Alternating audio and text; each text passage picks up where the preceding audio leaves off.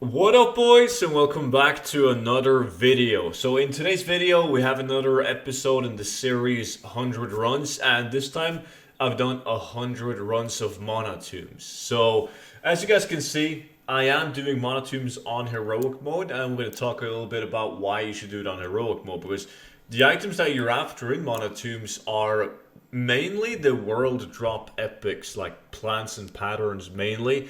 There are some transmute items like the Staff of Natural Fury, Blade of Wizardry is a good one, and so on. But like the main gold, the reason why you want to do anything TBC related is in dungeons is to acquire like the expensive plants like the Fellsteel Longblade and the Fell-Edged Reaver, like items like that. Corium Champion, another great one. And Monotombs is one of my favorite dungeons to do that in, because you make some steady gold and you still have a chance at getting those epics, right? So Underbog and Steamvolts being my other two go-to TBC dungeons for this purpose. So the reason why I'm doing it on heroic mode is because when you do it on heroic, these guys right here, all these ethereal guys can drop prison keys, like the Ephraim prison keys. And in order to get those, you have to run it on heroic, and you also need to have done one quest, like a pre-quest, in order for these to drop. So if you haven't done that, you gotta be honored with the consortium, and you gotta go to this place right here, the Ephraim staging grounds, and you just gotta do one quest. You don't need to do the entire chain, but it's basically just pick up the quest, go down here, kill a couple of mobs or something like that, and pick up one of the keys and deliver it back in, and you're all good. Like from that point on, you can get the prison keys. So people want to buy the prison keys to hand them in from honored all the way to exalted, right? So I've made videos on this in the past. When I've done 100 runs, I've made a specific videos about these keys. I've shown specific sales, like of selling these for insane amount of gold. So it works, they sell. But yeah, I'm going to take you guys through the run as I run it. So I run it with Bear Tatar, just to increase my movement speed slightly. Sometimes I usually pop a Dark Moon Firewater, because it allows me to mine a bit faster. So this is one of the dungeons where mining is good to have, and a lot of them you wanna, there you can see a prison key.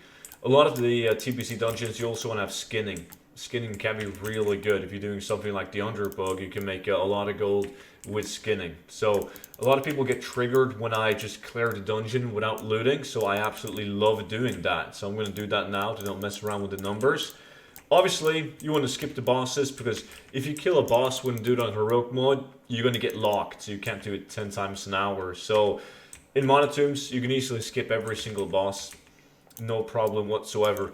But like, if you guys can't be arsed reaching honored with the consortium and getting access to the prison key, there's no point in running it on heroic. The drop chance on all the epics is just the same on normal mode, and you can also then kill bosses for additional like BOP and raw gold. So you just do it on normal mode if you can't be arsed to get honored and get access to the prison keys.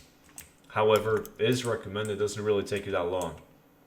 So skipping this boss as well, it's a really simple dungeon run. Like, as long as you don't kill any bosses, you can't really do anything wrong.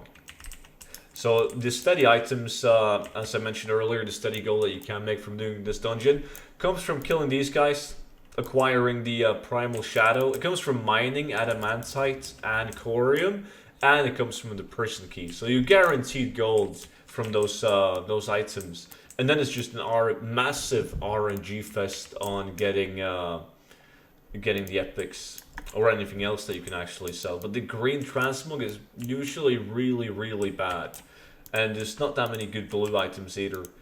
So once we have killed off these last mobs, once again we skip the last boss too.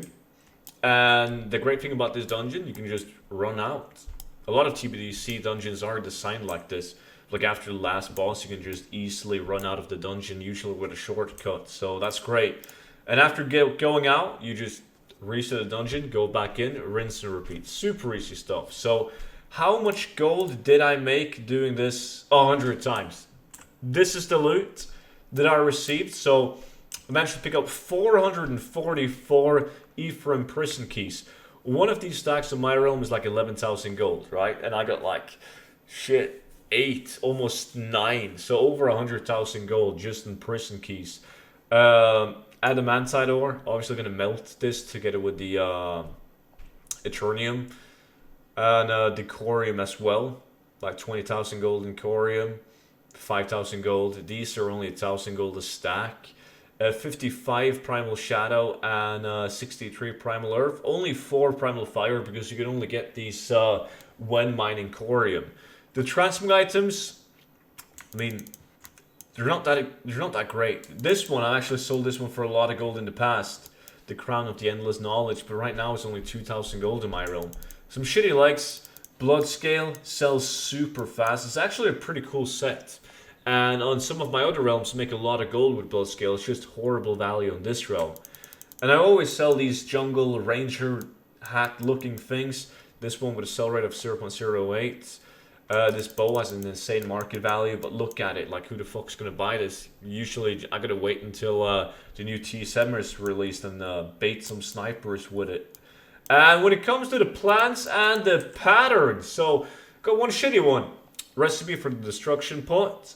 I got myself the pattern for the unyielding belt, like this one. I bought this one for less than 1,000 gold in the past when I wanted to craft it myself. Now it's going for 18k on my realm. And then we got the living dragon scale helmet. This one I've sold it for 7k. I've also bought it for 18. Right now it's 21. And then we got this bad boy. Helm of the Stalwart Defender. So this one, actually none on the auction house on my realm for this one. So I can price it at a premium. But all in all, if I was to post this on my auction house and sell it for the current prices, I would make 305,000 gold. So 30,000 gold.